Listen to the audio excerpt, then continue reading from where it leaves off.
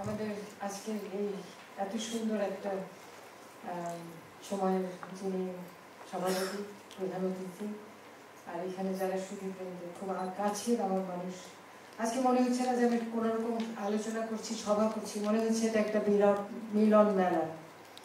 আমাদের অনেকের মিলন মেলা, অনেকের অন্তরের মিলন মেলা। কিছু নতুন বন্ধু জোগাড় হয়েছে, কিছু সামনে নতুন এসছেন সুধী, অনেকে আবার একটা ডাকেই চলে এসছেন। আমি সবার প্রতি ভীষণভাবে কৃতজ্ঞ, ভীষণভাবে কৃতজ্ঞ।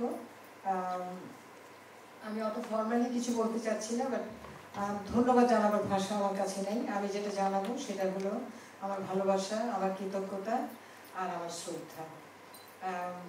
উপস্থিত সবাই আমাকে উৎসাহিত করেছেন। বয়স একটা বড় কিছু না, আমরা যে কোনো বয়সের রোল মডেল হতে পারি, এবং আমি সাজিয়ে গুজি, মনের আনন্দে সাজিয়ে গুজি আমি দেখাতে চাই এবং আমরা করতে পারি, আমরা করে যাব যতদিন আমরা আমাদের সুন্দর স্মৃতি রাখেন, আমার ব্রেনটা ঠিক রাখেন, হার্টটা ঠিক রাখেন, এবং নিজের শক্তি দিয়ে নিজেকে চাইতে হবে, নিজের শক্তি চাইতে হবে, সেটাও খুব ইম্পর্টেন্ট। একটা জিনিস আমি ডিফাইন করবো কি করবো না আমি জানি না, জীবন চক্র আমাদের সবারই আছে। একটা চক্র থাকে যে আপনি লেখাপড়া শিখছেন, আপনাকে পিএইচডি করা লাগবে, আপনাকে এটা করা লাগবে, চাকরি খুব ভালো করে করতে হবে, সুনাম চাই, কিছু জিনিস পিছিয়ে থাকে, কিন্তু ওটা যখন আসে তখন মনে হয় ওটা ঠিক সময়ে এসছে। আমি ইউএন অ্যাওয়ার্ড যখন পেলাম তখন যদি এটা পেতাম, ওটার মূল্য একটা উপরে একটা নিচে হয়ে যেত। তা আজকে যখন আমি পেলাম তখন মনে হলো একদম ঠিক সময় পেয়েছি, ওইটা মনে আমার দরকার ছিল।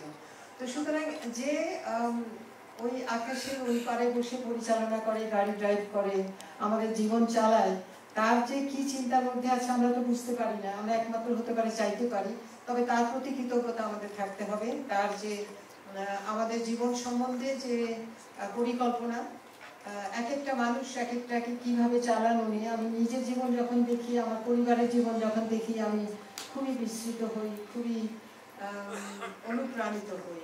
তো এই কথা বলতে গিয়ে আজকে এই মুহূর্তে আমাকে স্মরণ করতে হয় আমার মাকে। জাকির ভাই আমার মার কথা বলেছেন, আরও কয়েকজন বলেছেন। ডক্টর হুমায়রা খানম, উনি রংপুরে মেডিকেল কলেজ হওয়ার আগে গাইনোকোলজিস্ট ছিলেন, এবং আমার মনে আছে তখন আমাদের গাড়ি ছিল না, রিক্সায় করে ওই রংপুরের শীতে যখন ডাক পড়তো ডেলিভারি, আম্মা ঠিকই আমার ছোট ভাইটাকে সঙ্গে করে নিয়ে রিক্সায় করে গিয়ে ডেলিভারি করে আসতেন।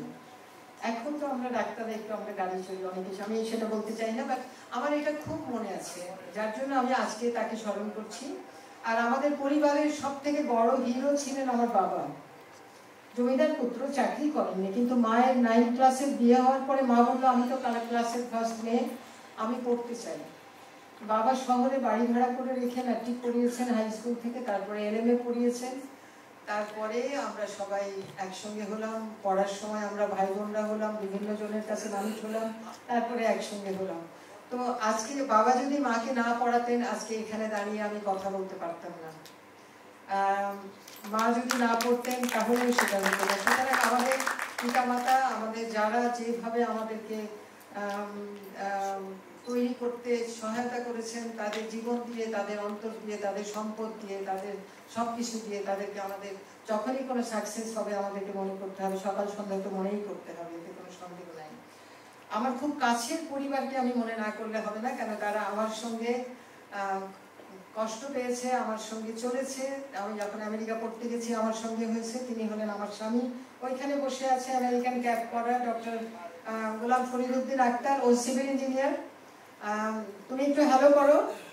উনি একটুখানি অসুস্থ, একটু ডিমেনশিয়া আছে, কারণ সারা জীবন অনেক কিছু করেছে। উনি PhD করেছেন, মাস্টার্স করেছেন, বুয়েট থেকে 64-এর ব্যাচ।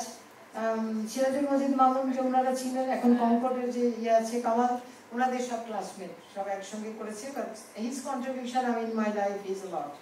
আমার দুটো কন্যা দুজনই, ওরা একটা MIT থেকে ইঞ্জিনিয়ারিং করেছে, আজকে আরেকটা ইউনিভার্সিটি অফ ম্যারিল্যান্ড থেকে জেনারেল পড়েছে, সাইকোলজি পড়েছে, কিন্তু দুজনেই এখন গ্লোবাল হেলথ এন্টারপ্রেনিওর।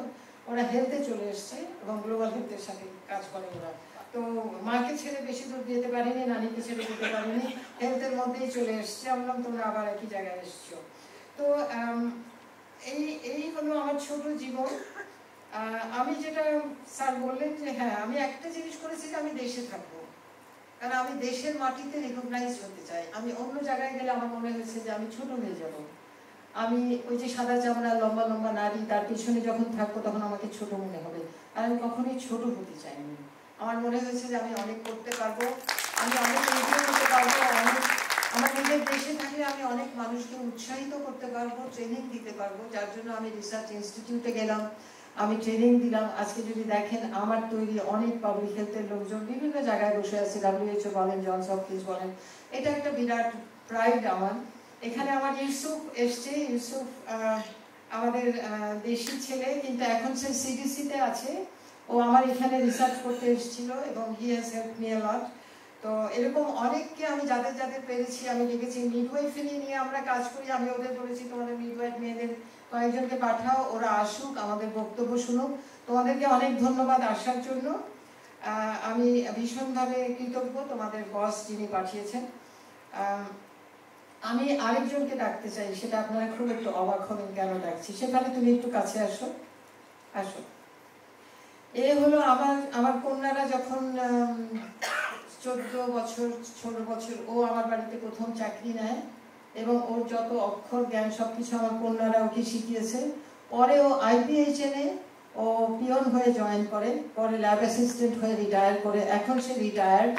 এবং সে ওখান থেকে বলেছে ম্যাডাম আমি একটু কথা বলতে চাই।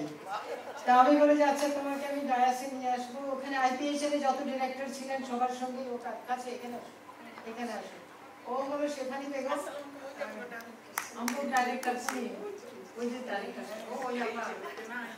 আচ্ছা আচ্ছা ঠিক আছে, মামুন স্যার উনি না, উনি আমার স্যার। আচ্ছা ঠিক আছে, তো আমি ও যখন আচ্ছা ঠিক আছে, আমি যেটা বলতে চাই সেটা হলো আমার আমেরিকা থেকে ফেরত বাচ্চাদের কাছে এক গ্লাস পানি দিচ্ছে, থ্যাংক ইউ শিখছে, সে আবার অফিসে গিয়ে থ্যাংক ইউ করে। তো এই সব মজার একটা মানুষ। কিন্তু ওকে আমি আপনাদের সামনে কেন দিলাম, he is an excellent learner. ও করে কি পড়াশোনা শিখলো, তারপরে খবরের কাগজে যেগুলো নিউট্রিশন নিয়ে যেসব কথাবার্তা হয় ও যাবে, ও ফটোকপি করবে, করে সব আপাকে দিয়ে আসবে, এই যে আপা দেখেন আজকে এখানে এত সুন্দর কথা লিখছে, এইটা করার। তো আমি কেন ওকে ডাকলাম আমি নিজে জানি না, এটা আমার অন্তরের একটা কৃতজ্ঞতা। কিন্তু একটা মানুষকে আপনি যখন শেখাবেন সে কিন্তু শিখতে পারে, অনেক কিছু করতে পারে, সেটা তোমাকে আরেকদিন ঠিক আছে। আচ্ছা, ও বলতে অনেকক্ষণ থেকে বলছে আমি একটু কথা বলবো। তো আমার কৃতজ্ঞতা, আমি এটা করবো, এটা একটা এক্সাম্পল। আমরা কত মানুষের কাছে কৃতজ্ঞ। এরকম একটা মানুষ 40 বছর আমার বাড়ি থেকেছে, ও না থাকলে আমি ক্যারিয়ার করতে পারতাম না, খুব অসুবিধা হয়ে যেত। তো এদের করা, আমি আজ সময় নেব না, আমাদের আজানের সময় হয়ে যাবে। আমি যেটা হতে পারে যে আমি সবাইকে আমি কথা বলার সুযোগ দিতে পারিনি, আমি তার জন্য ক্ষমা প্রার্থী।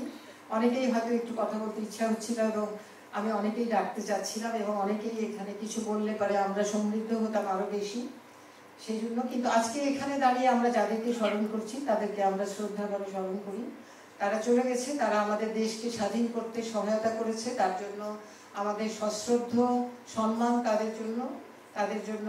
আমরা আজকে যে স্বাধীন দেশটা পেয়েছি তাদের ত্যাগের বিনিময়ে, তাদের কষ্টের বিনিময়ে, তাদের যে উপরে যে নিপীড়ন হয়েছে তার বিনিময়ে আমরা যেটা পেয়েছি, আমি তাদেরকে আজ বারবার বলবো যে আমরা তোমাদের ভুলবো না, কোনোদিনই ভুলবো না। এটা একটা বিরাট বড় আমাদের মনে থাকবে। আপনাদের এখানে যাদের দেখেছি, আমার কিছু বই আছে, আমি প্ল্যান করছি যে স্কুল কলেজে গিয়ে ওদেরকে আমরা দিব এবং আমরা উদ্বুদ্ধ করবো যেন তারা একটু পড়াশোনা করে, তারা জানে এখানে কি লেখা আছে এই জিনিসগুলো।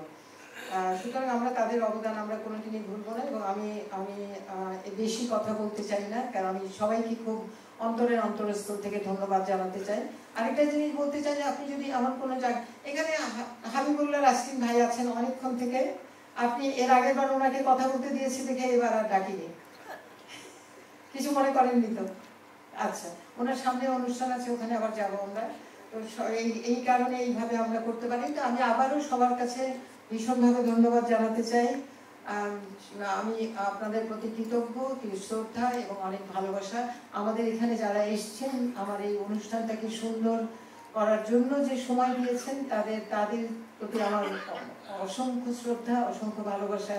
ছোট বোন যারা আছেন, অনেকেই ছোট এখন, সবাইকে আমার শুভেচ্ছা, শুভকামনা। আর ভালোবাসা। আপনারা সবাই আমার জন্য দোয়া করবেন, আমরা যেন একসঙ্গে অনেক কাজ করতে পারি, একসঙ্গে আমরা এগিয়ে যেতে পারি, একজন আরেকজনকে উৎসাহিত করতে পারি। আর আমাকে যার যেখানে দরকার হবে আমাকে ডাক দেবেন, আমি চলে আসবো। আমি সবাইকে আবারও ধন্যবাদ জানিয়ে শেষ করতে চাই। আমাদের সভাপতি মহোদয়, আমাদের প্রধান অতিথি, আমি খুবই কৃতজ্ঞ আপনার প্রতি। আপনারা এসেছেন, আপনারা এই সুন্দর আমাদের এই সুন্দর সময়টাকে আরো সুন্দরতর করেছেন। অনেক ধন্যবাদ।